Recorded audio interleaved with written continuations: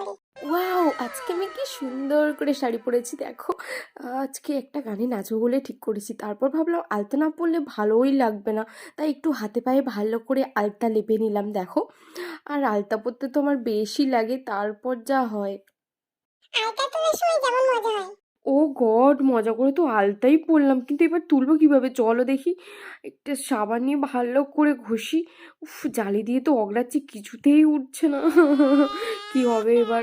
জানি না আজকে ডিনার করতে পারবো তো? তাহলে চামচ দিয়ে খেতে হবে। ভাই আলতা পড়লে এরকম কেন রিঅ্যাকশন হয় আমি বুঝতে পারি। ঘষা ঘষছি তবু উঠছে না। কি হবে? কতদিন থাকবে? কতদিন আমি খেতে পারবো না? দূর ব্যাঙ, এতক্ষণ তো সাবান দিয়ে ঘষলাম। দেখি একটু সার্ফ দিয়ে ঘষে ওঠে কিনা। তা নাহলে তো রাতের ডিনারটাই করতে পারবো না আজকে। খুব সহজে যখন যেটা ভালো লাগবে খুব সহজে করে নিই, কিন্তু তার পরবর্তী রিঅ্যাকশনটা কি হবে বুঝতেই পারি না। চলো এই রাতে ডিনার করে নিই, পেটে গিয়ে যা হয় হবে।